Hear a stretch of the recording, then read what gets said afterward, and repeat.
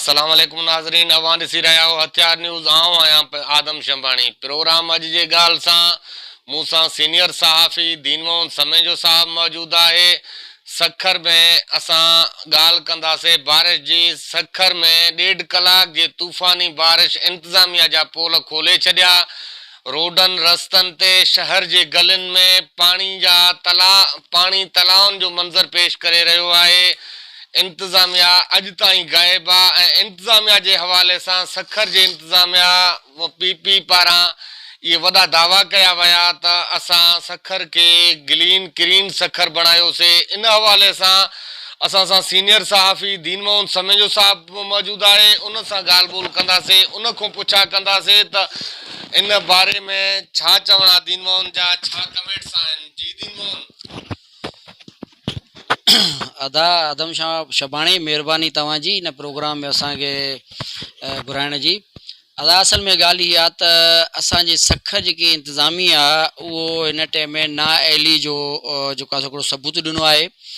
तव्हांखे यादि आहे कुझु ॾियारा पहिरियों जेको आहे सो हिकु सिंध हुकूमत तरफ़ां नोटिस जारी कयो वियो हुयो त चंद ॾींहंनि जे अंदरि बारिशनि जो सिलसिलो शुरू थियण वारो आहे ऐं पंहिंजे जेके आहे सो इलाइक़नि में सफ़ाइयूं या जिथे ड्रेनेज जा कुझु सिस्टम ख़राबु आहिनि ऐं उन खे बहितर खां बहितर कयो वञे।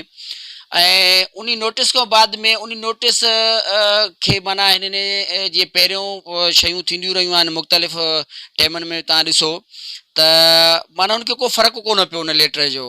माना हुननि इहे नॉर्मली शइ सम्झूं ऐं असां इंसान जेके रहूं था सखर में जेके रहनि था शहरी, उन्हनि खे जेको आहे सो सियासतदान जेके बि आहिनि त उहे इंसान नथा सम्झनि। अगरि इंसान सम्झनि ऐं गली कूचनि में जिथे जिथे एरिया आहिनि जिथे तव्हां ॾिसो नुमाइश जो इलाइक़ो आहे ऐं नएपिंड जो इलाइक़ो आहे, तव्हां ॾिसो ऐं घंटा घर आहे, मेन हिकिड़ी तिजारती मर्कज़ आहे, उहो तवजो ई कोन्हे उन शइ ते बि। ऐं तव्हां ॾिसो त हाणे बल्दियाती इलेक्शन अची वई आहे, उन में तव्हां ॾिसो राति जेको तारीख़ में ही कमु कराइनि पिया। पर तारीख़ी में अगरि राति टाइम जेके कनि था त पहिरियों सिस्टम इहो थियणु खपे त पहिरियों जेको सखर जी लाइनियूं ड्रेनेज सिस्टम आहे उनखे बहितर कयो वञे। उन खां बाद में जेको आहे सो रोड कारपेट कया वञनि या रोड ठाहिया वञनि, हिकिड़ी प्रॉपर सिस्टम हुजणु खपे। पर हिते असां वटि अहिड़ो को प्रॉपर सिस्टम बि कोन्हे ऐं जेके ठेकेदार अचनि था या जेके इंजीनियर आहिनि या जेके इंतिज़ामिया हिन टाइम में एडमिनिस्ट्रेटर साहब वेठो आहे, सभु जेको आहे सो सियासी बेस ते वेठल आहिनि। सो अगरि उन तरीक़े सां प्रॉपर कयो वञे, पहिरियों ख़बर अथव तव्हांखे त ई जेकी रोड रस्ता जेके टेंडर अचनि था ऐं जेके कम हलनि था तरक़ियाती, उनमें ख़बर आहे तव्हांखे त हिकिड़ो उन जे लॉ में या उन जे हिकिड़े सिस्टम में चइजे त जेको रोड आहे, रोड खे अगरि 4 फुट 4 इंच अगरि ठाहिणो आहे त उहे 4 इंच उहो रोड पटणो आहे उन्हनि खे।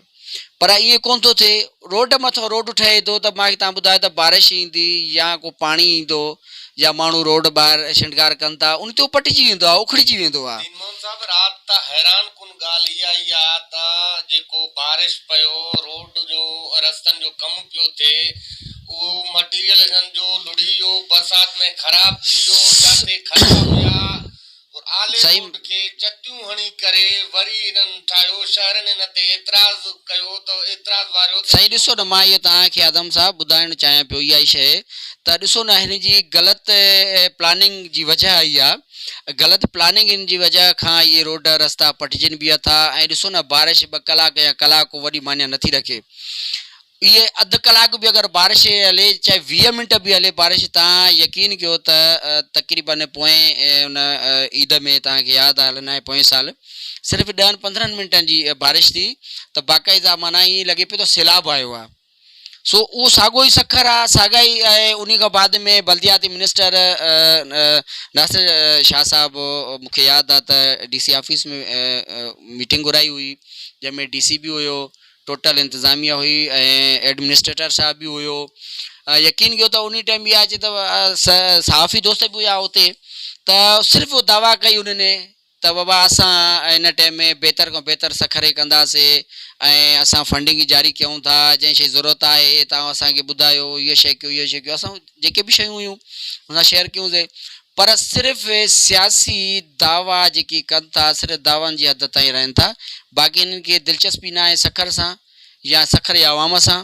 चाहे तव्हां कोई बि इलाइक़ो था ॾिसो सखर जो, कोई इनखे दिलचस्पी कोन्हे। यकीन कयो त हीअ बारिश नंढड़ी आहे, को वॾो अञा तूफ़ानी बारिश बि न हुई।